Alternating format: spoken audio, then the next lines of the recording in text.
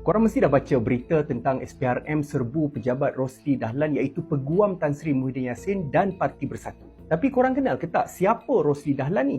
Jom kita berkenalan dengan siapa Rosli Dahlan. Tak kenal maka tak cinta, tapi kalau dah kenal lepas ni tak tahulah korang cinta ke tak. Rosli Dahlan merupakan rakan kongsi di firma guaman RDS iaitu peguam utama bagi Parti Pribumi Bersatu Malaysia, Bersatu dan juga Tan Sri Muhyiddin Yassin. Beliau dilantik oleh kerajaan di bawah pimpinan Bersatu untuk menyelesaikan isu menguruskan Asset Recovery 1MDB. Soalnya, kenapa beliau dilantik, bagaimana beliau dilantik dan apakah proses yang digunakan untuk melantik? Dia berjaya dan dikhabarkan menerima jumlah bayaran yang sangat lumayan. Ada yang kata 10% daripada nilai yang direcover mencecah jumlah 2 bilion ringgit. Tapi Rosli Dahlan dah nafikan dan mengatakan jumlahnya kurang daripada itu. Raja Petra pula dedahkan cek bayaran RM2.4 juta. Tapi tak apalah berapa jumlah bayaran tu, 2 juta ke, 200 juta ke, 2 bilion ke, it is still a big question mark. Yang penting dia dapat bayaran. Apa yang menariknya, wang tersebut dibawa pulang ke Malaysia dan ada ura-ura yang mempersoalkan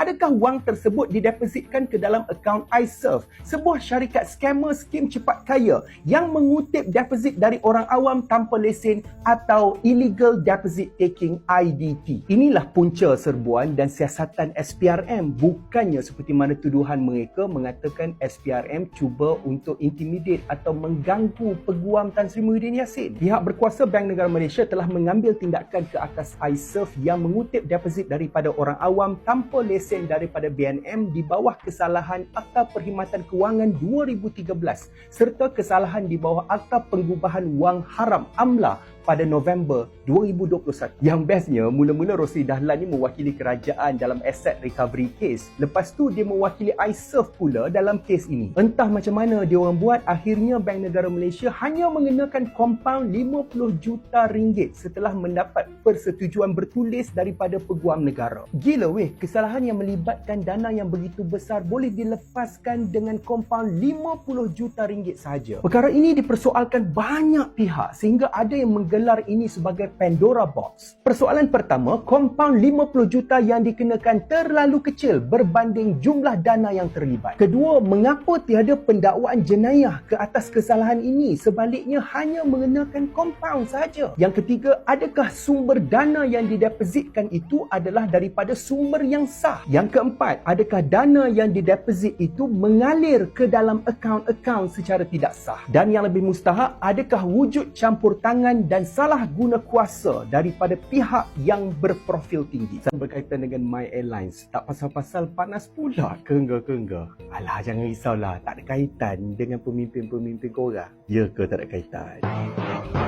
Cerita iSurf semalam tak habis di situ ya guys. Carian Suruhanjaya Syarikat Malaysia SSM menunjukkan pemegang saham terbesar iSurf adalah Datuk Goh Huan Hua yang memiliki 30% daripada keseluruhan saham. Beliau juga merupakan pemegang saham dan ahli lembaga pengarah Zillion Wealth dan Trillion Cove Holdings Berhad. Jadi apa kaitannya dengan My Airlines pula? Di awal penubuhan, Zillion Wealth yang berkait dengan Datuk Goh memiliki 88% saham syarikat penerbangan My Airlines dan Trillion Cove juga terkait dengan Datuk Goh memiliki 10% daripada keseluruhan saham. Carian SSM juga menunjukkan bahawa Datuk Goh merupakan ahli lembaga pengarah My Airlines yang dilantik pada 1 November 2021. Adakah ini satu kebetulan? Siapakah Datuk Goh Huan Hua? My Airlines ditubuhkan pada 2021 di tengah-tengah kegawatan pandemik dan menerima lesen beroperasi pada Januari 2022. Persoalan-persoalan besar timbul. Kenapa tiba-tiba tubuh satu syarikat penerbangan baru di tengah-tengah pandemik? Besar risikonya tu. Siapa yang memberikan kelulusan sedangkan latar belakang Datuk Goh dan syarikat yang berkaitan sudah pun diketahui terlibat dengan siasatan dan tindakan BNM sejak 2021. Daripada mana datangnya dana yang begitu besar untuk menubuhkan sebuah syarikat penerbangan dengan tiba-tiba? Sewaan Airbus A320 boleh mencecah $200,000 atau bersamaan hampir 1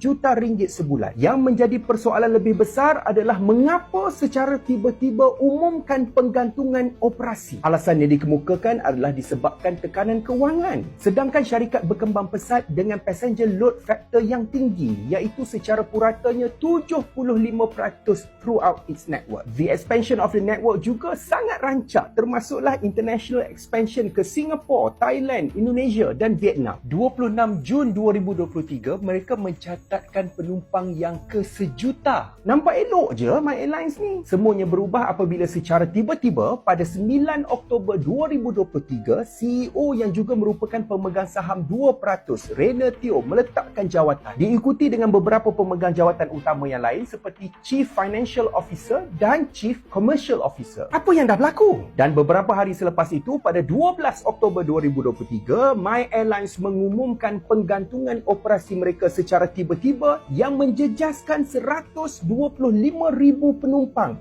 Crazy! Mengapa secara tiba-tiba? Adakah ini ada kaitan dengan tindakan Bank Negara Malaysia ataupun perkembangan terbaru Siasatan Suruhanjaya Pencegahan Rasuah Malaysia? Sama-sama kita tunggu.